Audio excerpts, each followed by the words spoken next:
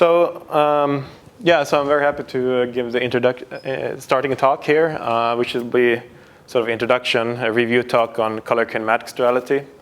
Well, I tried to make it a bit more easily digestible for non-experts, but there will be some technical parts as well. So this talk is about this relation between YangMills theory and gravity, that there is some squaring relation between it, and how we in the last few years understand that this has something to do with color kinematics duality and gauge theory. So this is sort of a mouthful to start with, but this is sort of the textbook approach to computing scattering amplitudes in gravity.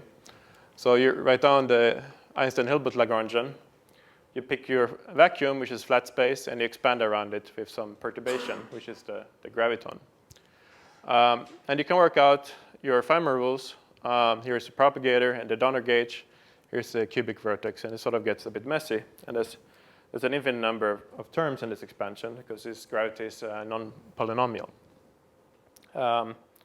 And just to remind you, so I'm going to talk about scattering amplitudes. And essentially, the way you can think of this, if you're not familiar with amplitudes, is that there are anshel correlation functions. So take the correlation functions of the gravitons, Fourier transform it so you get momenta, and then restrict such that the momenta squares to 0. And the reason why this is natural to do is because then you're looking at some singularity in the correlation function, and you're picking up a residue, which is basically going to be gauge invariant. It's very well-defined quantity, whereas correlation functions of off-shell fields, of course, is known to be very ambiguous.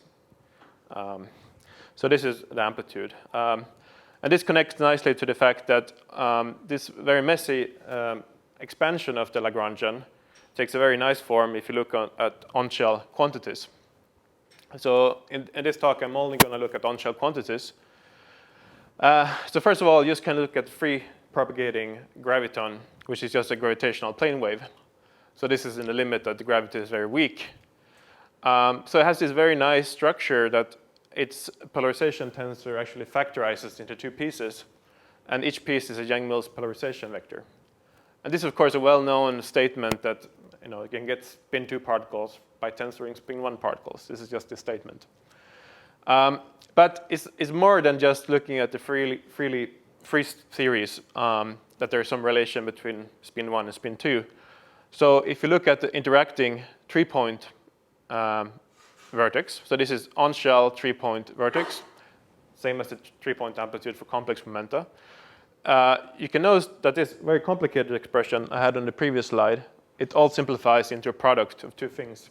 Each thing is a kinematical part of a YangMills vertex. Both of them are. Yes, so as you know, in general, 3-point amplitudes for real momenta does not exist unless you're in a collinear limit, because there's too many constraints on it. But I'm not going to talk about spin helicity in this talk, but there is notation which makes this very obvious that if you use complex momenta, there is a solution which basically says that this 3-point amplitude can either be of a chiral type or anti-chiral type. Yeah, so this exists, and it's, yes? Don't you like the capture 100 terms in this simple one? You just use a chi-square equals 0? Well, you also have to use the fact that, you have to contract this with polarization vectors as well. I mean, so it's dropping things which are proportional to the polarization vectors. Yeah, so right here there's no epsilon, but you should think of it as contracting it with epsilon. So terms which are vanish under that is also dropped, yeah. Otherwise it doesn't make sense. But you know that you're allowed to drop such terms because they're basically going to be redundant terms, gauge, pure gauges. Okay, so I think maybe other talks will say more about this complex momenta, but just take it to be a fact now that you can consider amplitudes for 3-point kinematics. But so this story goes on to higher point amplitudes. So here I have an example where we have a 4-point amplitude of gravity. So generally, I will call gravity amplitudes M and YangMills amplitudes A. So it's a product of two YangMills amplitudes, and here, well, the tensor product just means that the states of tensor. It's actually an ordinary product in terms of amplitudes. There's some additional Mannestam invariants here, which are basically Lorentz squares of momenta, and well, they come in various forms depending on how you write these relations. But essentially here, you can see that there is some story here where gravity processes seems to behave as gauge theory ones, squared. Of course, this story goes back some time, and this goes back to almost 30 years ago. So 1986, Kawai, Lowell, and Attai, they understood that you could manipulate the amplitudes in string theory such that you can expose the fact that the closed string is essentially a product of an open string, left-moving open string, and a right-moving open string. This is of course trivial for the freely propagating strings, but for the interacting strings, the amplitudes, this is requires non-trivial contour deformations of this integrand here. And then, but they managed to factorize it such that you can write the string theory amplitude for open strings, or for closed strings as a product of two ones, and the integration is just done on each world sheet separately. So this basically meant that when you had that relation, that you can take the field theory limit and expose a relation between gravity theory and gauge theory, and this is to all multiplicity. And here I just give two formulas. So this is very similar to what I have on the previous slide. Here, 5-point relation, or it's two terms. So essentially, it's just a sum over what's known as color-ordered amplitude, because they basically have the topology of a disk, so there's an ordering around them. And so different orderings multiplied by Mannestam invariants. And it's interesting to note, so although this is almost 30 years old, actually the relations themselves was actually not written down in full generality, full multiplicity until much later. So for YangMills theory, gravity YangMills theory, it was 98. And for the string theory version, it was actually just a few years ago.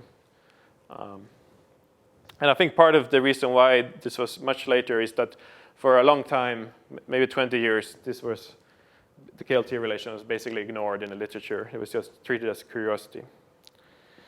But the story goes on. So in the last few years, we noticed that you can understand kiltie relation actually by squaring diagram by diagram in scattering amplitude. So think of this as a Feynman diagram computed from the Feynman rules. Well, I didn't show you YangMills Feynman rules, but it's essentially what it is. And at 4 points, and what you can do is you can just construct the gravity corresponding Feynman diagram in gravity by squaring, not the whole diagram, but squaring the numerators, not squaring the pole, because you don't want to have double poles. And this goes on to loop level, and you can do it for different theories. So this is just a flavor of what I will talk about later in this talk. But you can see in particular, if you square pure YangMills theory, you get Einstein gravity, dilaton, and axion, and this will be something that touch Steve Burns' talk on Friday. Then let him come back to this color kinematics duality and try to explain what this is. Yeah.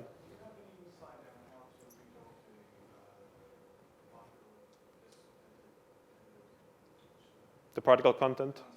Yes, so it's easy. I mean, it's just going back to this relation that the squaring relation is already there for the free particles.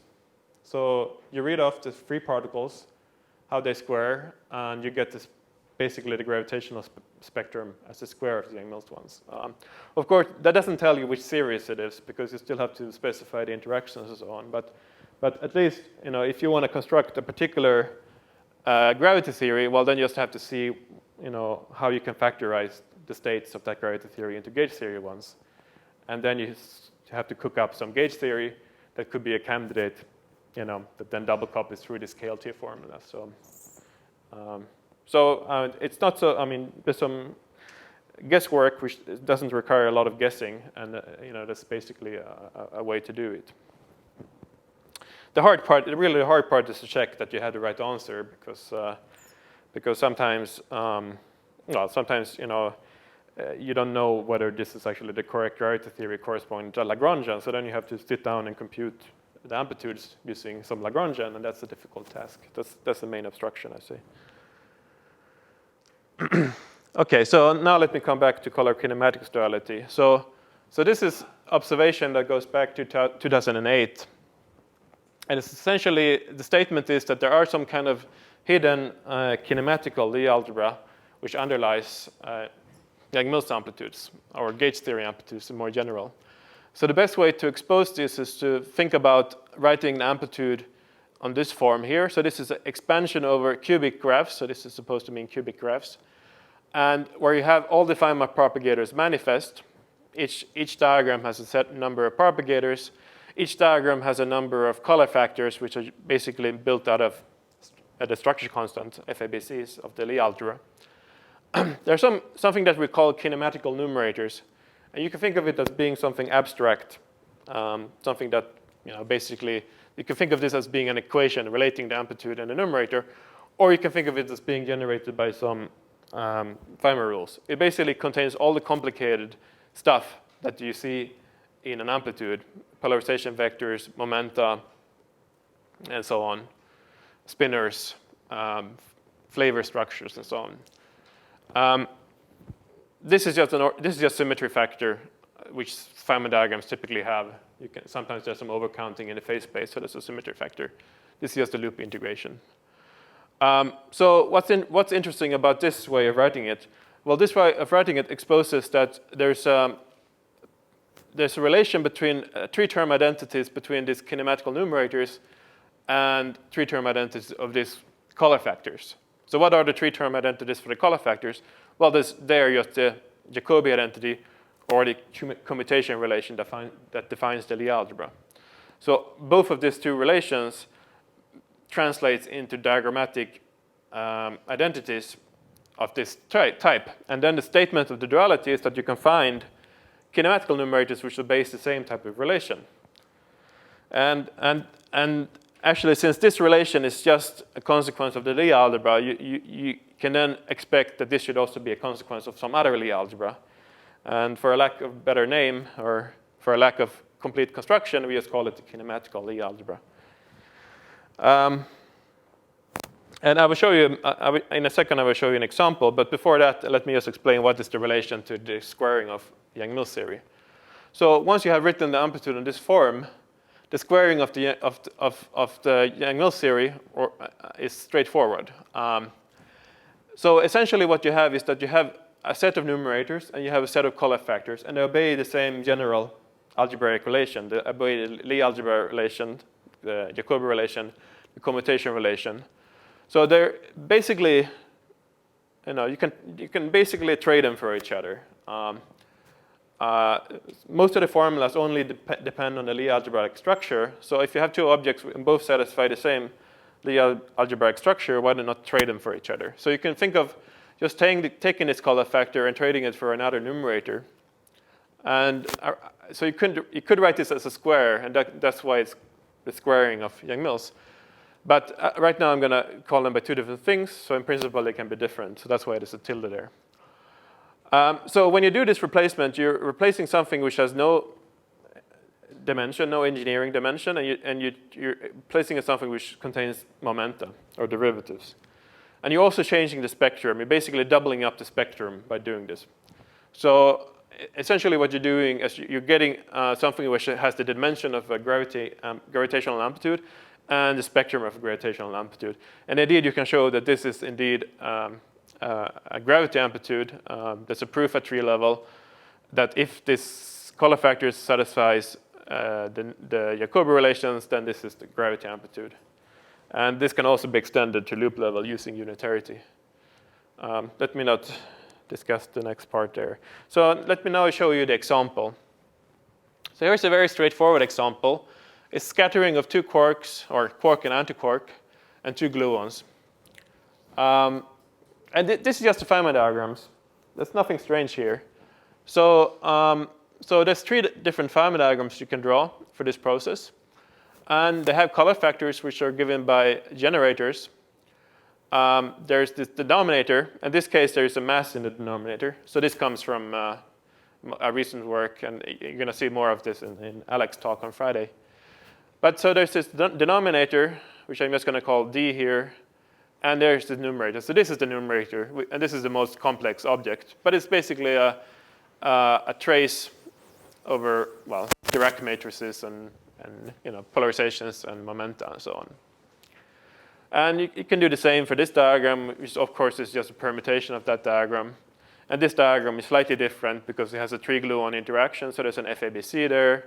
And it has also more complicated numerator. It's basically 3 terms, this numerator. So it's no surprise that the color factors satisfy this 3-term identity. That's just a defining property of the Lie algebra, that if you commute 2 t's, you're going to get ft.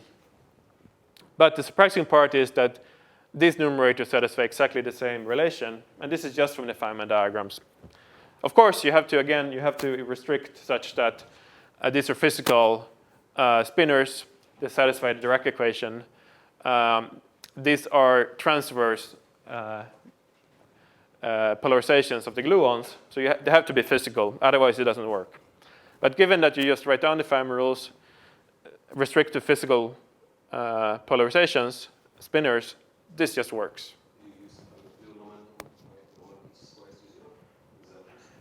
Yes, you also have to use that external states are massless, yeah. They're on shell, not massless. There's a mass here, so they're on shell but not massless. The gluon, of course, is massless, and that's the gluon pole you see here.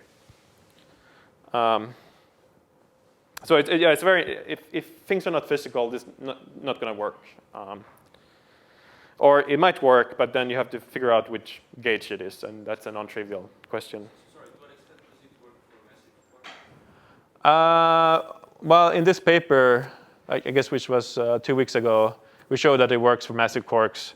We directly constructed it up to 8 points, and the pattern is very straightforward. It seems to work for any number of quarks. So yeah, so in this paper we say it just works for QCD. Yes, so that's a good point. So let me come back to the quartic vertex here. Or I haven't even mentioned it yet, so let me mention it. So this, I said that this just works in the Feynman rules, but you notice there was no quartic vertex here. So what about the quartic vertex, if you have it? So for example, if you consider 4-gluon scattering, or if you consider higher point quark-gluon scattering, at some point you will need the 4-gluon interaction. And the statement is that, well, we were lucky. In the previous example, we were just lucky that the Feynman diagrams worked. This is not the general case. The general situation is that it does not work. So the Feynman diagrams do not obey color kinematics duality, not in Feynman gauge, not in any gauge that I know of. There might be some gauge, but it's not yet found. And you can see an obvious problem why, you can see an obvious reason why there's a problem, and this is the 4-gluon vertex. So this 4-gluon vertex, it has to be there somewhere. It cannot be dropped. So it has to be absorbed into, well, either this S-channel diagram or this T-channel diagram. It can also be absorbed in the T-channel diagram, but let's pretend that this is sort of color-ordered, so it only absorbed into these 2 diagrams. So, I mean, it's very easy to do. It's just multiply by S, divide by S, and now it has a pole, and it has a numerator. Or you can put it here, T over T, so it has a pole and it has a numerator. But of course, you can do either, and you can do any linear combination of this, so it's completely ambiguous, right? And this ambiguity, of course, is not something that is allowed. This relations between these diagrams cannot just allow any. I mean, there's some freedom allowed, but not this much freedom. So more generally, the Feynman diagrams are gauge dependent, and there's no reason to expect that color kinematics duality should be present in all gauges. And in fact, as I said, it's not present in any gauges that we know of. But it doesn't stop us because, well, it did stop us at some point, and then we sort of worked around it. And the workaround is that we realized that amplitudes have some freedom. In this representation, they have some freedom, some reparameterization freedom, or some gauge freedom. that we call generalized gauge transformation. And the reason why they're called gauge transformation is because this is exactly what gauge transformation do. They actually move certain contributions from one diagram to another diagram. Here, we just generalize it and make it completely abstract. We just consider the most general shift that you can do of a numerator of a Feynman diagram. And then we say, let's consider the most general shift that's allowed. And the most general shift that's allowed is a shift that obeys this relation. This is at tree level. There's a similar formula at loop level. So basically, all that's done here is the same formula as the amplitude, except that you have replaced delta. You have replaced the numerator by delta. And this is basically saying that this contribution doesn't make, or delta doesn't make any contribution to the amplitude. This is the statement. So this is just a statement that the amplitude has to be invariant. So there's a huge freedom in this shifts. And almost all of them break this relation between the numerators. So the statement is then, turning this around, is saying that the claim is that if you start from a general gauge and you compute your Feynman diagrams, then there exists a transformation that makes the numerators obey the duality. So if you somehow write down your Feynman rules in some gauge and they don't obey color kinematics duality, then you can always find deltas that takes you back to a representation which satisfies color kinematics duality.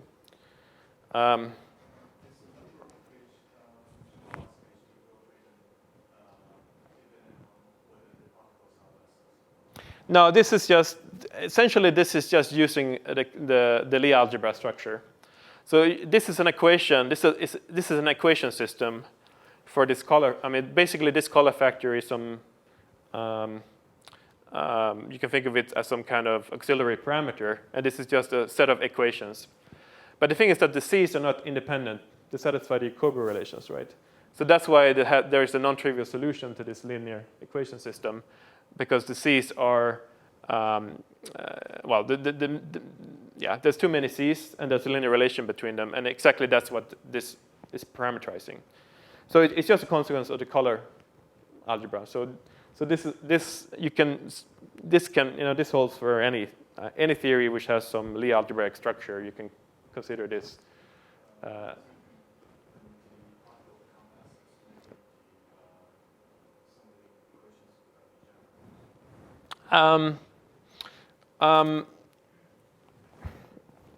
Yeah, it's possible. I mean, in particular, this delta here, I mean, it seems like it should be a local function because a numerator is probably a local function. But in general, the deltas can be non-local. And then if you deform the numerator to non-local functions, then you're going to have problems in factorization channels and so on. Yeah. So yes, so this is the claim, and well, there's proofs of this tree level, which I'm going to come back to. But you might get worried here and say, well, I mean, what's the point of this? Just constraining, you have some equation system which fixes a gauge. Is that interesting, right? Does it actually tell you anything about the theory? Well, this equation system tells you more than just constraining a gauge.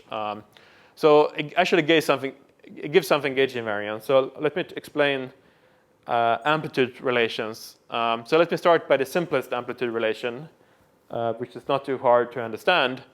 So this is just if you have this color-stripped, color-ordered amplitude, they basically have this. Well, they have the topology of a disk, or they have the dihedral symmetry, and in particular, that means that they have the cyclic symmetry. So if you write down all possible permutations of labels in this amplitude, well, then they're not independent because of cyclicity. So you can mod out by cyclicity, and that gives you n-1 factorial basis of amplitudes. This is at tree level. But there's further relations which are known. In particular, there's this relation, which means that you take one photon, as it turns out, and you insert it all possible locations. Well, it's really a gluon, but the interpretation of inserting a gluon at all possible location in this colored amplitude is that this gluon has been promoted to be a photon, so it's a U1 particle. And photons or U1 particles do not couple to the gluons. So therefore, there has to be an identity which says that if you sum up all this amplitude, it has to be 0. And that's just a U1 decoupling identity. Now, you can repeat this over and over again. And if you do that, then you basically get the Kleist-Coif relations, which says that you're in fact allowed to move all these gluons here inside beta out past 2, such that 1 and 2 is always next to each other. And these are the Kleist-Coif relation, and it gives you a basis of n minus 2 factorial.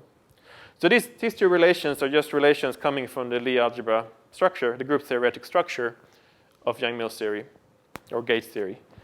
But as I said, we have color kinematics duality, so you would expect that if there is such relations coming from the color group, there might be something similar coming from the kinematical group. And indeed, that's the case. So in 2008, we found these relations, which are very similar. So again, you're basically inserting a gluon at all possible locations, well, except for the first location, because you already put yourself in this basis. And then you also insert a kinematical factor, and this has to be 0. So it's very similar to this U1 decoupling identity. And if you want to speculate, you might call it kinematical U1 decoupling or something like that. But it's not, there's no interpretation. It looks like some kind of word identity, but it's not clear what comes from. It has been derived from other ways. In particular, it has been derived from bonus relations, which I'm not going to explain, but it's some kind of enhanced properties that you get when you use BCFW. So they have been derived from other reasons. It also comes from the scattering equations. So, but I mean, from our point of view, it's just the dual, the dual of this color relation. So these are the kinematical relations. So you can see how they line up. It's almost the same kind of relation. And actually, as Bo-Feng pointed out, you can just use this relation repeatedly to get to this more general relation. And this gives you n minus 3 factorial basis of amplitudes. So these are the gauge invariant content of this numerator identity. So if you only care about the gauge invariant content, and if you only care about tree-level on-shell processes, then this is all you have to take home from color kinematics duality. I mean, these are the relations, right? But of course, if you care about loop level, if you care about maybe some off-shell formulation, maybe some classical solutions, then you probably have to go back to the numerators. And I should say, so this has been proven by first via string theory, actually, by Emil, Björn Bohr, Damgaard, Van Hove, and Stieberger.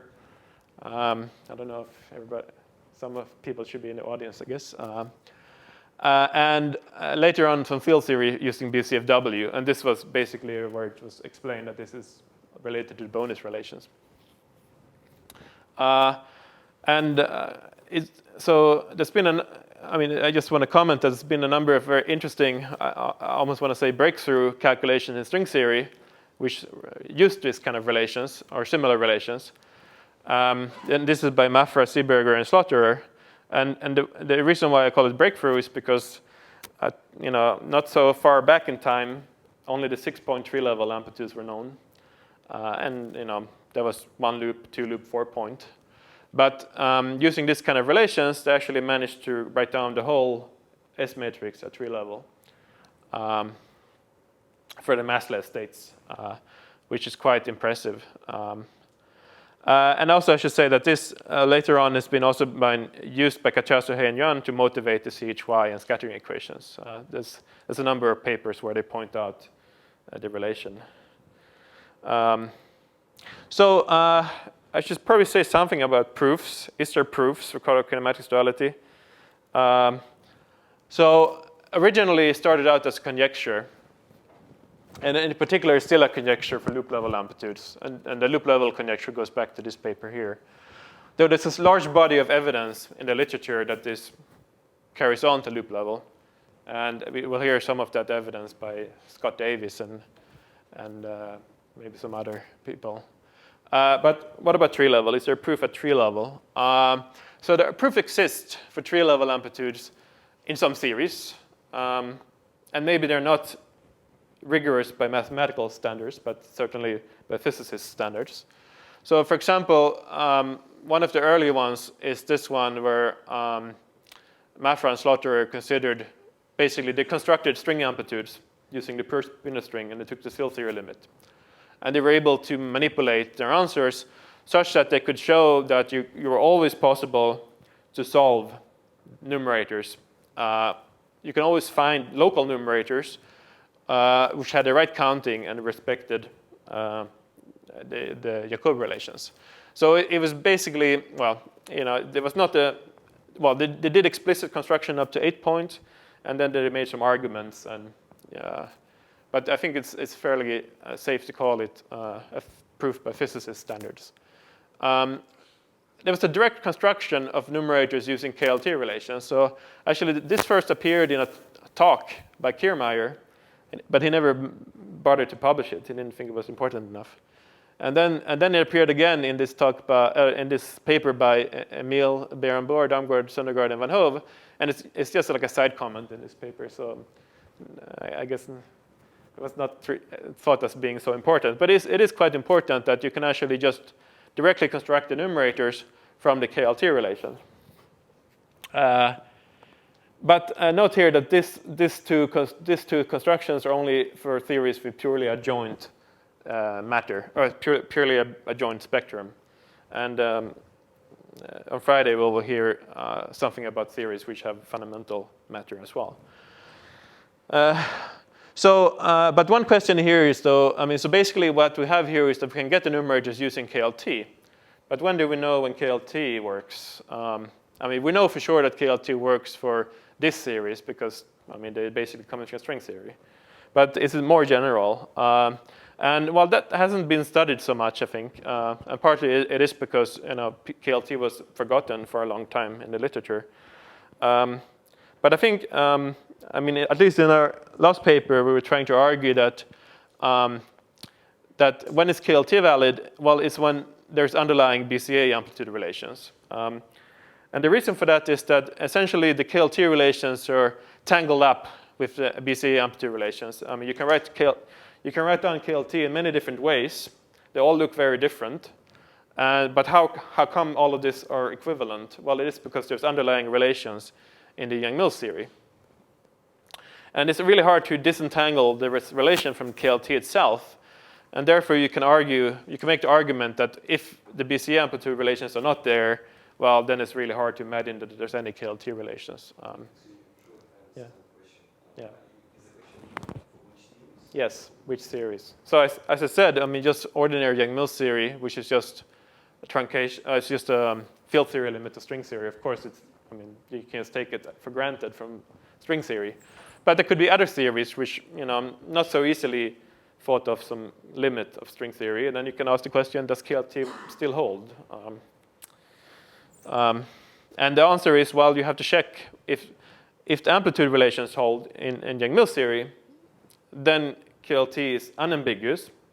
Doesn't prove that it's correct, but at least gives you faith that if you use it, you're not going to get more than one answer. And the reason why this is important is because, well, these amplitude relations are gauge theory relations, and they're a lot easier to check than to check KLT. They are more complicated to check.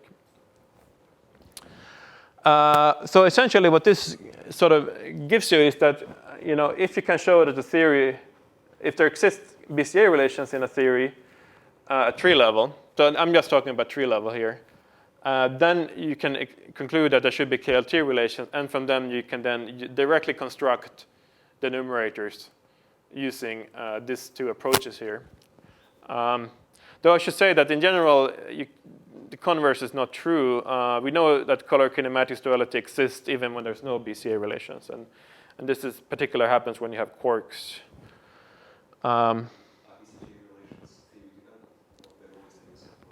So as far as we know, BCA relations they depend on theory slightly in the sense that they depend on the representation of the particle. So these relations are for purely adjoint spectrum. So as soon as you start having fundamental matter, then actually the BCA relation looks slightly different. Only slightly different, but I think we will hear about this on Friday.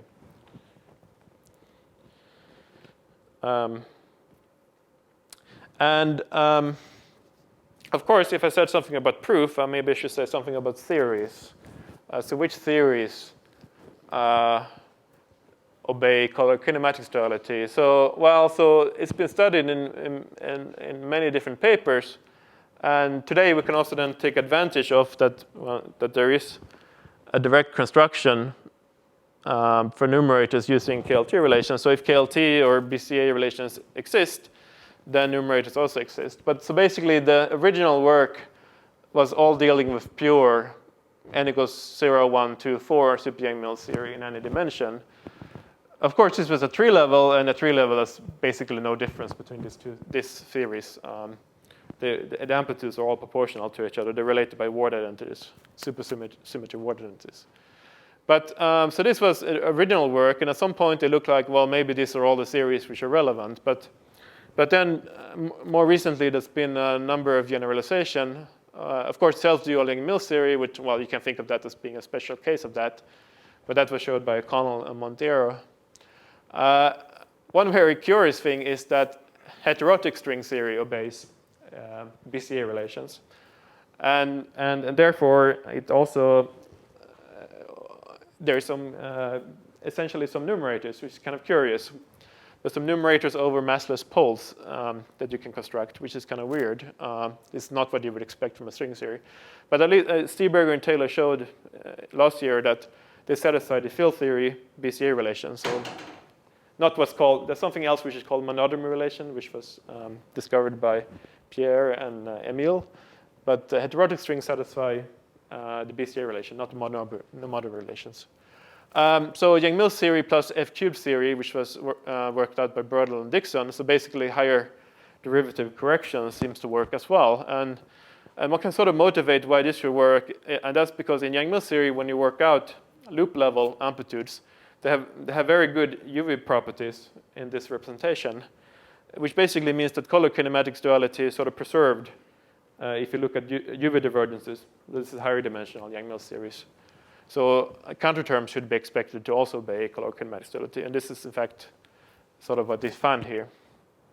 So this year also we looked at QCD, super QCD, and higher dimensional QCD, and they all seem to obey color kinematics duality. So QCD here is just YangMills plus quarks, and the quarks are massive, fundamental. So also generic matter coupled to this series here also seems to work, which was also in papers from last year. And also we studied this YangMills plus phi cubed scalar theory last year. It seems like an esoteric theory. Why would you want to couple phi cubed to YangMills? But it turns out it was very important to get gravity YangMills interactions. Well, there's this theory also, which has been quite popular recently, which is just bi-adjoint phi cubed theory. And there's been, well, this sort of trivial that it obeys color kinematics because it has two copies of Lie algebras from the very start. But I think the first papers where this sort of issues were, where this theory was sort of studied from this point of view, using KLT and later on color kinematics duality is in this paper. So already in '99, Byrne, de Freitas, and Wong studied this theory and this theory as well. By using it in KLT. And actually, last year, there were some remarkable papers related to the nonlinear sigma model and the Carol Lagrangian. But there's actually some earlier work that goes back 2 years ago by, I think it's two students by Bo Feng, former students, where they show that this theory actually obeys color kinematics duality. So that's a very nice paper on that. And then there was some very peculiar construction that you can do in 3 dimensions related to this Baggery-Lambert-Gustafson theory, which is a Chern-Simons matter theory. And this construction is a bit different. So it's no longer cubic interaction, but it's quartic interaction. So this is a theory which has quartic, totally antisymmetric vertices. And everything goes through the same way, but it only exists in 3 dimensions. And it's, well, the double copy is going to be just pure gravity again. Sorry, it's going to be supergravity. So then I should also say that, okay, many of these theories, of course, been studied more recently. I mean, in very exciting papers on scattering equation formulas, CHY and ambitwister strings. So I think I might have missed some people here, but some of this series has been very excited to study from that perspective. But it's interesting to note that O'Connell and Monteiro, in 13, they said that, well, if you have scattering equations, you also have numerators. So that's another motivation why this series is sort of very natural. Okay. Is there any theory that might exhibit KLT as a Young construction but doesn't?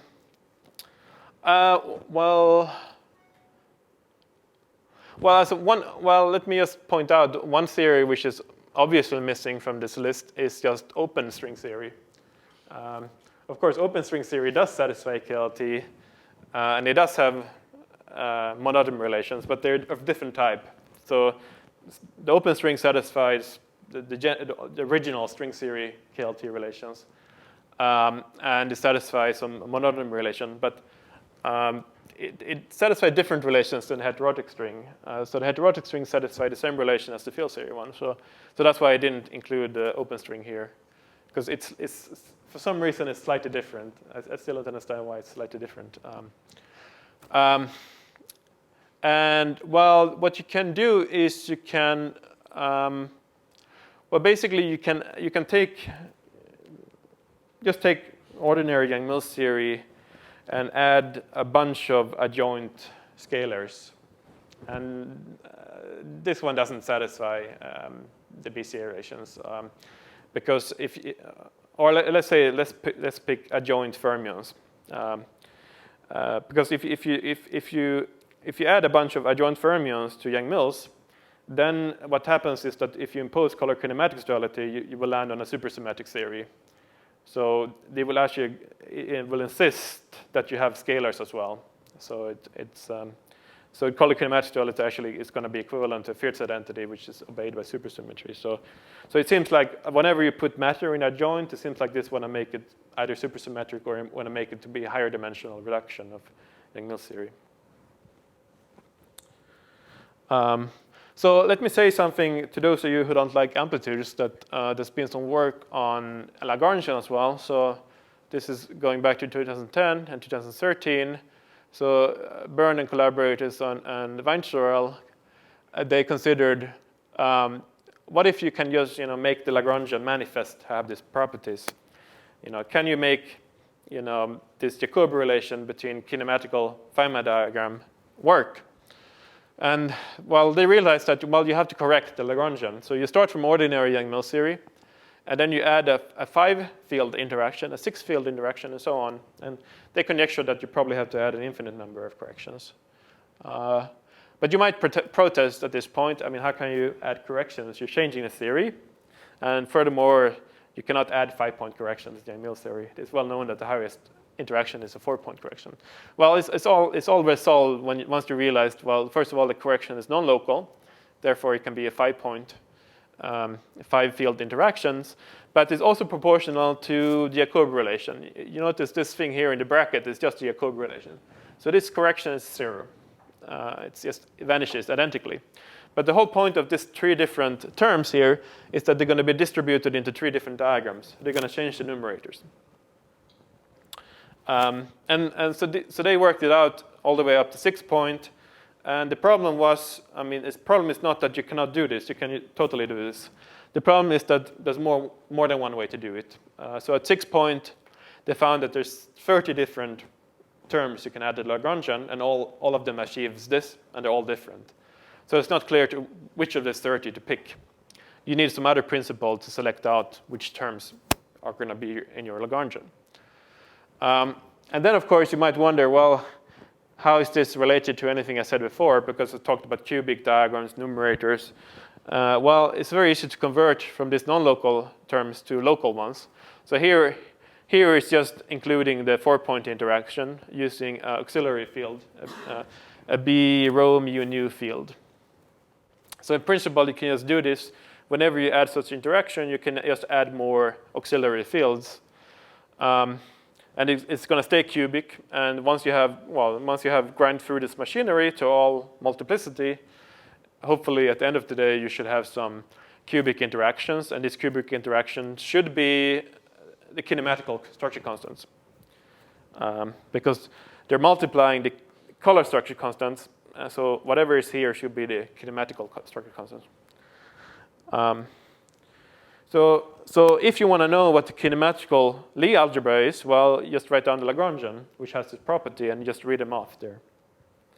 Of course, there could be other ways of doing this, and indeed there is.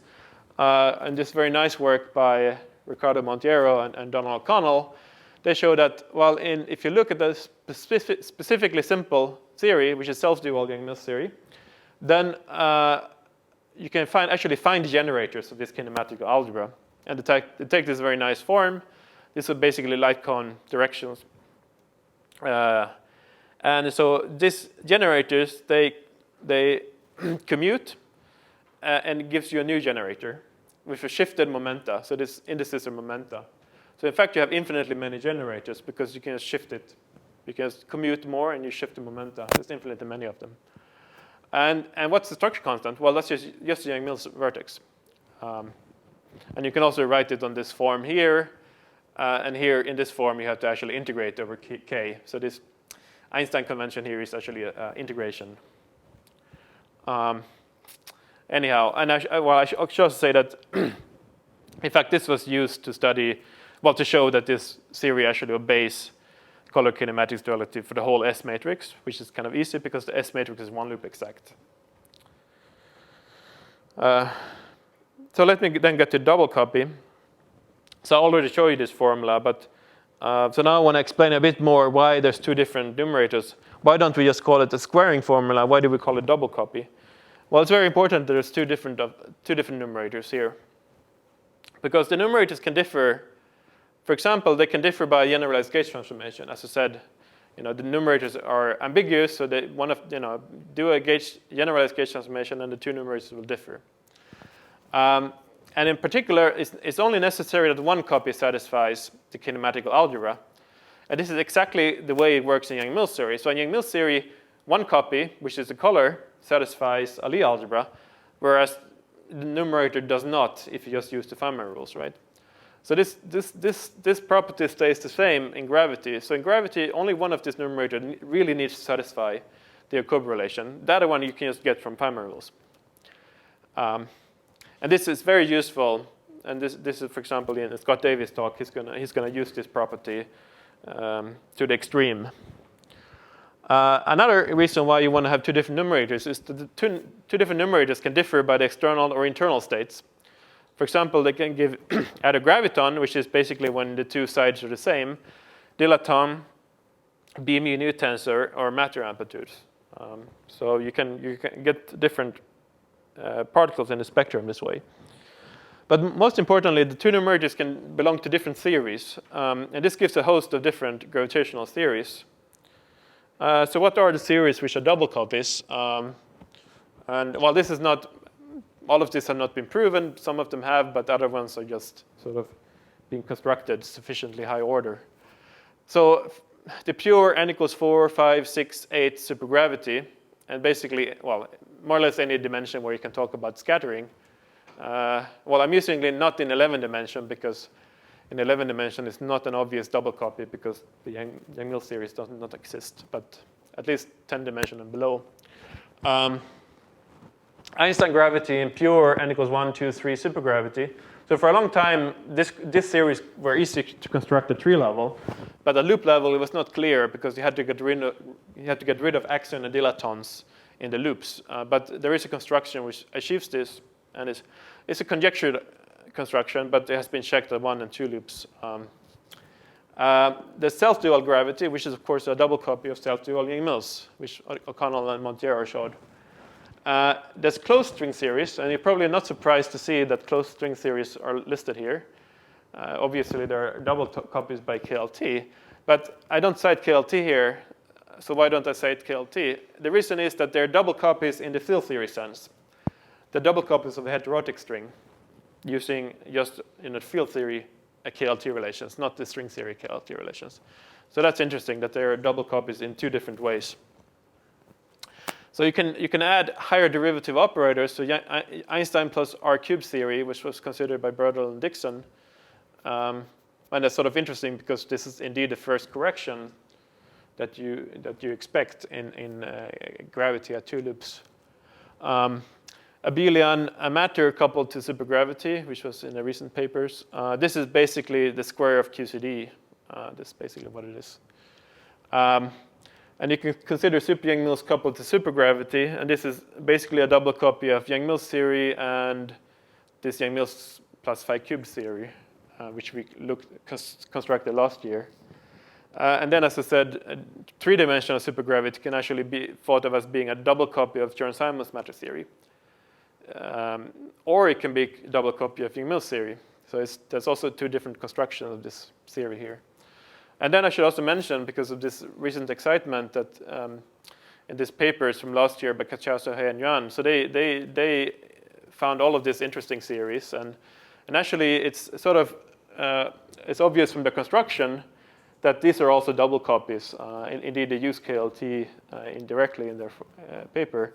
So these theories are double copies from the nonlinear sigma model and YangMills theory, between the nonlinear sigma model and YangMills theory, or YangMills theory plus scalars, or the nonlinear sigma model by itself, which gives this Galilean theory. So that's sort of, well, that shows the connection that, well, this excitement in the scattering equation and the ambitwistor string sort of can also be imported into this formalism. So I want to say something about representation. So there was this paper from December 2013 and this paper from last year, which sort of emphasized this the role of representations. So in these two papers, we were doing a double copy or squaring representation by representation. So in particular, we were considering Graviton multiplets, which were, and this is a Graviton super multiplet with n plus m supersymmetry, and it's basically a double copy of a YangMills multiplet of n with n supersymmetry and another YangMills multiplet with m supersymmetry. And that gives you basically the gravity multiplet plus axion dilaton sort of mixed into this. But the question is, if you want to have arbitrary matter, how do you obtain that? Well, arbitrary matter is a double copy of, say, a chiral multiplet times an anti-chiral multiplet, or it could be a hyper and hyper multiplet. And likewise, you can get the antimatter by doing simply swapping the left and the right-hand side. So in particular, it was emphasized in this paper that the allowed double copies can be interpreted as forming charge-neutral representations, and these double copies. You can think of it, this having a negative charge and this having a positive charge, and therefore they have to line up like this to get neutral charge. And you can think of it, this being having no charge from the beginning, and that's why you get this double copy here. In this paper, it was emphasized that if you do it like this, you can show that the resulting amplitudes respect this generalized gauge invariance. And this is very important because, as you know, when you construct new theories or new observables, you always want to check that it's gauge invariant, so that it's meaningful. And we can do the same thing here. So we can just exploit this generalized gauge freedom and check that if you do a double copy this way, you get a meaningful, unambiguous answer. So that's very important and helpful in this construction. And also emphasize that there is basically this duality between the gauge group, the color gauge group representations, and the kinematical representation. And the kinematical representation is just the multiplets. These are, for the on-shell fields, they're basically representations of the symmetries of the theory, Poincare symmetry, supersymmetry, some flavor symmetry, and so on. But there's some connection here. But most importantly, why is this important? I said it's important. Well, it's important because it gives gravity theory of any spectrum. So as I said before, typically when you want to find out the spectrum, you look for some gauge theories which, you want the gravity theory to factorize. To a left-hand side, right-hand side, and the product is the gauge, is a gravitational spectrum. But that's very restrictive because that means that the number of particles in the gravity theory has to be n times m, 2 integers, or n squared. But if you want to have the most general spectrum, well, you can just do it this way because you can add arbitrary number of this. So it doesn't need to factorize. Of course, you still need to, once you have constructed the spectrum, you want to consider interaction, and that's a different story. Here's just an example how this representation sort of fits together. So in particular, you can do this double copy where you line up the representation. So here's the fundamental. It's lined up with the fundamental quarks. This is quarks. And you do the double copy, you get photon amplitudes. If you anti-align the representations, then you get scalar amplitudes. And let me not comment on the last one. And here's another example. So if you construct YangMills amplitudes on one loop, for example, which has this fundamental matter representation, which is, and this again is a quark here in the loop, then you can actually construct Einstein gravity loop amplitudes, which gets rid of this extra axion and dilaton states. And the relation is then is very simple. That the gravity numerator is basically the square of the YangMills ones, and then you subtract out a matter and antimatter product. And there's a factor of 2 here because you can flip them around, and it gives the same answer. So that's why it's a factor of 2. And this is basically the 2 states corresponding to axion and dilaton. So it's a very nice relation. This is gravity, YangMills, and this is basically the quarks of QCD. Oh yeah, I should say something about loop amplitudes, and I think I'm running out of time, so let me just say that there's been a bunch of calculations all the way up to 4 loops, and maybe this is the most impressive one. I think we're going to hear about that, which is n equals 5, well, n equals 4 and n equals 5 supergravity at 4 loops, which is a heroic calculation, I think. And basically this list demonstrates that it's been very fruitful, very practical to have this construction. And here are just some slides showing that, well, basically it goes back to this calculation from 2010, where we found the 3-loop n equals 4 YangMills in terms of just one diagram. So this is the numerator for that diagram. And then by a Jacob relation, all other diagrams were generated from this one. And then we can compute UV divergences. And let me not dwell on this and not this either. Let me skip that. So let me say something about extensions. And I'm sort of running out of time. Well, here's a list of possible obstructions for extending color kinematics double copy. Let me just point out the last one, because I think you're going to hear about that in Donald Connell's talk. So all of this here is just related to amplitudes. But of course, most people don't care about, well, many people don't care about amplitudes. Many people care about classical solutions. And here, one very interesting question, does the double copy structure go beyond perturbation theory? And I think we have, some initial hints that indeed this is the case. There's been this impressive work by, I should say, Monteiro and O'Connell, but probably it's going to be in O'Connell's talk. Say what? Sorry. Sorry. Yeah. So, is he going to talk, Chris? I don't know. Chris also. Yeah, Chris should also be here. Sorry. Is Chris here? No. So they considered Kershaw black holes, Tabnut, and monopoles, dions, and this interesting relation. And I don't have a slide of it because I don't think I can make it justice in one slide. So, let me just jump. So we will hear something about this in Oshirov's talk on Friday. So let me just say something about this construction. So this is color kinematics duality for this YangMills plus phi cube theory. And I said it's a bit of a weird theory. Why is it interesting? Well, it's interesting because it gives you YangMills Einstein supergravities. So let me just try to explain that. So essentially, what we want to have is something like this. In the most simplest situation, we just want to couple gravity to YangMills theory. And there could be some additional terms here, in particular if you have axions and dilatons. But essentially, all we want to do is compute amplitudes in this theory. So how do we do that from a double copy point of view? Well, we know that we have to, we have to find the spectrum to work out. The double copy of the spectrum has to be the spectrum of the gravitational theory. So in particular, to get the graviton, we already know that it has to be a double copy of two gluons.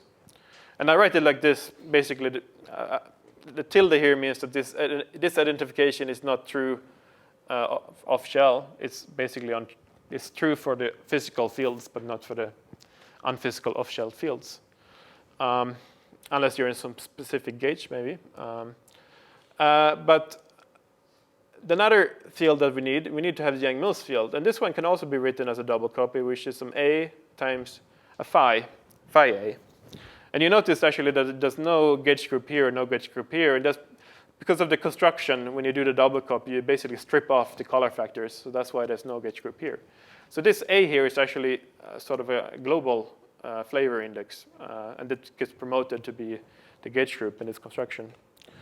So this is based on the analysis of just the spectrum, one can conclude that gravity plus YangMills has to be something like YangMills times YangMills plus scalar. And in fact, I already gave away here the answer. Well, it's a bit of a glitch here. You should just say scalar there.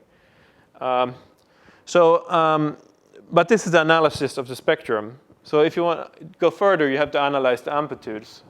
So the first amplitude to consider is the 3-point amplitude. And you can check that the 3-point amplitude of 3 gravitons is just the square of YangMills. And that's sort of well known. So there's nothing surprising here. There's nothing surprising in this either, that gravity interacting with 2 gluons is just a product of 3 gluon interaction and gluon scalar. This is just ordinary KLT. But this amplitude is really the same as that amplitude. So what's written here has to be the identity, more or less. And in fact, a way to write identity for a 3-scalar amplitude is basically think of it as a being in a phi cube theory. And there could be some coupling constant. And then this coupling constant here and this coupling constant here has to go together and form this relation. So basically, this has the mass dimension. This has inverse mass dimension. And this is the dimensionless gauge theory coupling. So that's basically the double copy I just advertised. So in fact, in this paper from last year, we did even compute some amplitudes at loop level. So in particular, we computed this 3-vector interaction. And the most interesting diagram is this guy, because both he has the YangMills interactions in these 2 vertices and the gravitational interaction here. And this is your double copy of YangMills and this scalar YangMills diagram. And we also wrote down the Lagrangian. That's the Lagrangian. And an important aspect of this Lagrangian is that it has its phi-4 interaction. Because this theory was written down before by Berender, Freitas, and Wang in 1999. But then they forgot about the phi-4 interaction. And, they didn't forget about it. So this theory itself constructs all the single trace amplitude at 3 level. But if you want to go to loop level, or if you want to compute multitrace, then you need to have this phi-4 interaction. So that's basically what we clarified in this paper from last year. And more recently, this also been exactly the same construction, well, not exactly the same, but the same theories has entered the scattering equation formula, and also ambitwistor string series. And they also obtain the same theories. So with that, let me just end, and thanks.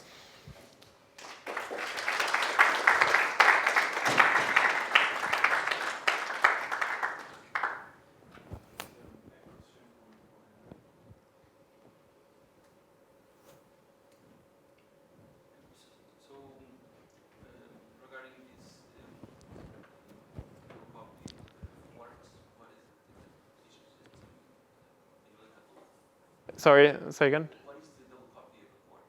Of a quark? Well, it's, I think I had it on a slide here.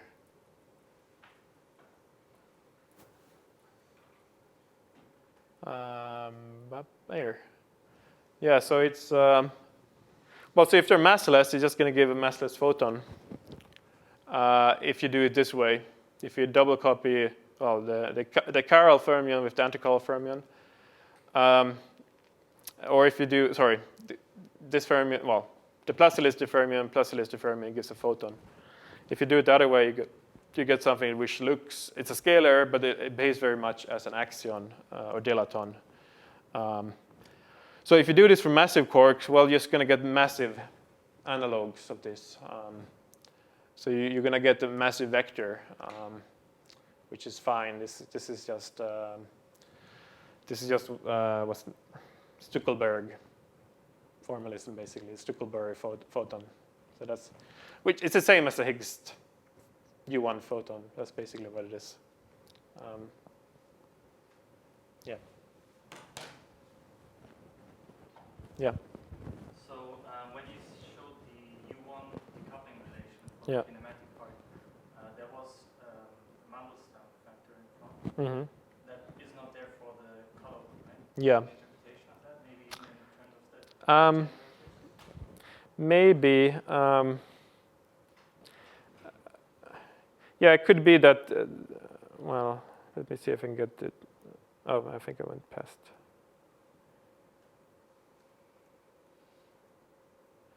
Yeah, it could be that.